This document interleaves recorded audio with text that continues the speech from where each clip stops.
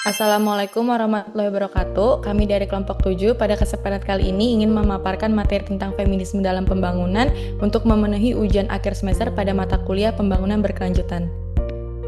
Anggota kelompok kami terdiri dari saya sendiri, Aldananda Resta, Ayu Cahyani, saya Sakila Fauzia, Saya Pasaluna Sadia. Dan saya Cutmanya Kalsabila.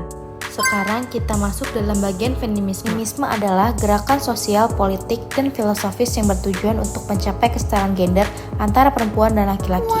Gerakan ini berusaha untuk menghapuskan diskriminasi gender, memperjuangkan hak-hak perempuan, serta meningkatkan kesadaran akan peran dan kontribusi perempuan dalam masyarakat secara luas. Feminisme memiliki berbagai aliran dan pendekatan dalam mencapai tujuan kesetaraan tersebut. Selanjutnya ada bagian sejarah gerakan feminisme, yang dimana gerakan feminisme di dunia internasional dimulai pada abad ke-19 telah memberikan berbagai peran dalam capaian penegakan hak-hak perempuan di era modern ini, baik dari aspek pendidikan, ekonomi, maupun kesempatan bekerja. Namun, proses menuju kondisi saat ini tentunya merupakan suatu usaha yang sangat keras dan merupakan perjalanan yang panjang oleh berbagai gerakan feminisme dari generasi ke generasi. Walaupun memang hingga saat ini peran feminis terus berjuang untuk mewujudkan kesetaraan gender secara menyeluruh dalam masyarakat. Presentasi perempuan dalam sektor politik dan ekonomi. Situasi keterwakilan perempuan dalam politik dan pemerintahan secara global menggambarkan adanya tantangan yang signifikan dalam mencapai kesetaraan gender. Menurut laporan, hanya 26% dari total kursi di parlemen di seluruh dunia dipegang oleh perempuan pada saat ini. Meskipun ini menunjukkan peningkatan dalam representasi perempuan di lembaga legislatif, angka tersebut juga mencerminkan kesenjangan yang masih besar dalam partisipasi politik mereka. Upaya untuk meningkatkan keterwakilan perempuan di parlemen terus menjadi fokus. Namun, tantangan seperti stereotip gender, ketidaksetaraan akses terhadap pendanaan politik, dan norma sosial yang membatasi aspirasi politik perempuan tetap menjadi hambatan yang perlu diatasi. Selain itu, hanya 6% dari negara-negara di dunia yang saat ini memiliki kepala negara perempuan. Angka ini mencerminkan kesulitan yang besar dalam mencapai kesetaraan gender di tingkat kepemimpinan tertinggi pemerintahan. Faktor-faktor seperti bias gender dalam proses pemilihan, stereotip bahwa pemimpin harus berjenis kelamin laki-laki, serta tantangan dalam menghadapi kritik dan penilaian yang lebih ketat terhadap kinerja perempuan di posisi kepemimpinan.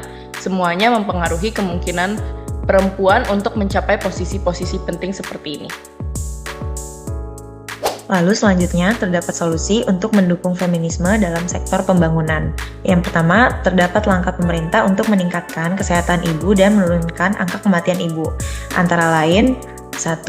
Penyuluhan dan pendidikan kesehatan, yaitu memberikan informasi yang akurat dan terpercaya kepada masyarakat tentang perawatan kesehatan ibu, persalinan yang aman, dan pentingnya perawatan prenatal dan postnatal.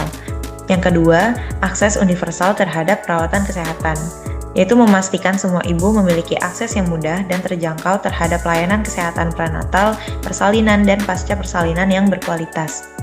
Yang ketiga, pengembangan infrastruktur kesehatan, yaitu meningkatkan infrastruktur kesehatan seperti fasilitas kesehatan yang dilengkapi dengan peralatan medis dan personel yang terlatih untuk merawat ibu hamil dan melahirkan.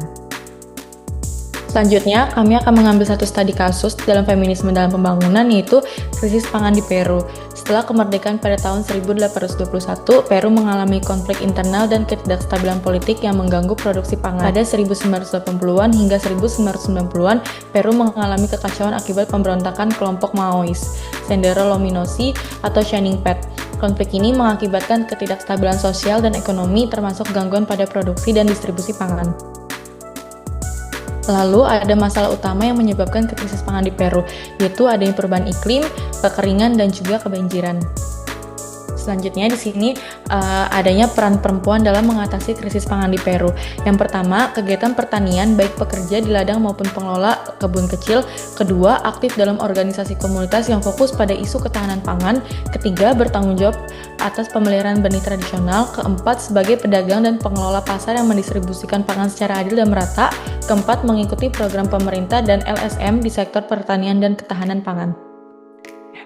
Baik, mungkin itu saja pemaparan dari kami. Kurang lebihnya mohon maaf. Terima kasih atas perhatiannya. Wassalamualaikum warahmatullahi wabarakatuh.